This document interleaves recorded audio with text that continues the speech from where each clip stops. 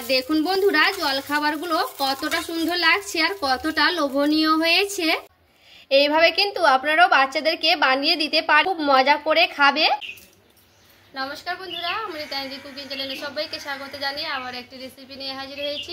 তো যে সকল বন্ধুরা আমার চ্যানেলে নতুন হয়ে এসেছেন তারা প্লিজ চ্যানেলটাকে সাবস্ক্রাইব করে আমার পাশে থাকবেন, আর যারা ফেসবুক থেকে দেখছেন তারা পেজটাকে ফলো করে রাখবেন। তো চলুন রেসিপিটি দেখে নেওয়া যাক। সবার আগে আমি এখানে একটা কড়াই বসে নিয়েছি আর দিয়ে দিচ্ছি 1 গ্লাসের মতো জল। যেহেতু আমি 1 বাটি সুজি নেব তার জন্য কিন্তু পরিমাণ মতো আমি জলটা দিয়ে দিয়েছি। জলের ওপরে আমি দিয়ে দিচ্ছি পরিমাণ মতো লবণ আর দিয়ে দিচ্ছি সামান্য একটু চিনি।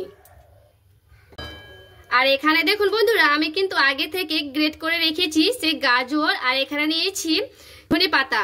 তো ধনেপাতা আর গাজরটাকে আমি দিয়ে দিচ্ছি ফুটন্ত জলে। আর এবার আমি দিয়ে দিচ্ছি ধনেপাতা, সামান্য একটু সেদ্ধ করে নেব।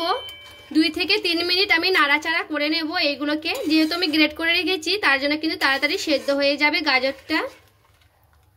দিয়ে দিচ্ছি আমি চিলি ফ্লেক্স, বা এখানে চাইলে কিন্তু লঙ্কার গুঁড়ো দিয়ে দিতে পারেন। এখানে দেখুন বন্ধুরা আমি কিন্তু 1 বাটি মাপে নিয়ে নিয়েছি সুজি, সে জলের ওপরে আমি দিয়ে দিচ্ছি। এবার আমি সুজিটাকে দিয়ে সে জলে খুব সুন্দর করে আমি নেড়ে নেব, একেবারে শুকনো শুকনো আমি করে নেব। আর দেখুন বন্ধুরা এই ডোটাকে আমার কিন্তু খুব সুন্দর করে নিতে হবে। আর দেখুন এই ডোটা আমার কিন্তু খুব সুন্দর করে রেডি হয়ে গেছে। এবার আমি এটাকে নামিয়ে নেব। এখানে দেখুন আমি একটা কড়াই চাপিয়ে নিয়েছি আর কড়াই দিয়ে দিচ্ছি সামান্য পরিমাণ তেল। এর উপরে দিয়ে দিচ্ছি গোটা সাদা জিরে, দিয়ে দিচ্ছি গাজর কুচি করা আছে, সে গাজর কুচি খুব ভালো মতো করে নেড়ে নেব।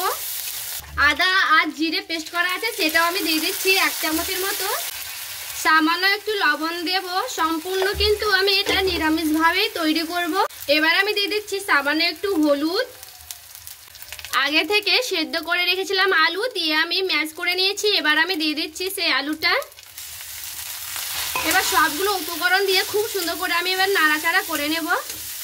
সব শেষে আমি দিয়ে দিচ্ছি ধনেপাতা কুচি করা।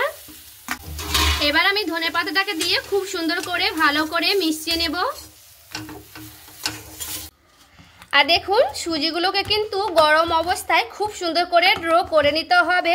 এটা কিন্তু খুব ঠান্ডা করা যাবে না, হালকা গরম হয়ে থাকবে, তখনই কিন্তু এটাকে খুব সুন্দর করে ড্রো করে নিতে হবে। দেখুন খুব সুন্দর করে কিন্তু আমি ড্রো করে নিয়েছি। এইগুলোকে এবার আমি গোল গোল করে লেচি কেটে নেব।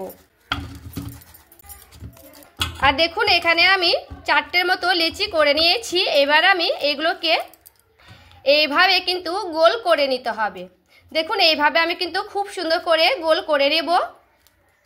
আর এখানে কিন্তু আগে থেকে আমি ঠান্ডা করার জন্য রেখে দিয়েছিলাম আলুটাকে। এবার আমি সেই সুজির গোল করে রেখেছিলাম সেটার উপরে দিয়ে দিব এই আলুর পুরটাকে। এবার এইভাবে খুব সুন্দর করে কিন্তু মুখটাকে বন্ধ করে নিতে হবে।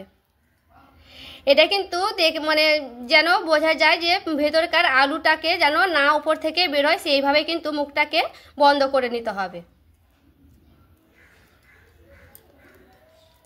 আর দেখুন এইভাবে কিন্তু আমি খুব সুন্দর করে মুখটাকে বন্ধ করে নিয়েছি। আর দেখুন এটাকে আমি একটা গোল আকারে শেপ করে নেব। আর দেখুন এটা আমার কিন্তু হয়ে গেছে।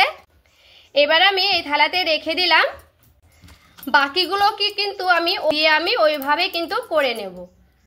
আর দেখুন বন্ধুরা সবগুলো কিন্তু আমি পুরগুলোকে ভরে নিয়েছি। আর দেখুন এইগুলোকে এবার আমি হালকা করে ভেজে নেব। এখানে আমি 2 ডোসনের মতো দিয়ে দিচ্ছি তেল। এখানে আমার কিন্তু বেশি তেল লাগবে না, অল্প তেলে কিন্তু আমি এটা বানাবো। আর দেখুন তেলটা কিন্তু আমি হালকা গরম করে নিয়েছি। আর আমি সেই সুজির পুর ভরাগুলো দিয়ে দেব একে একে।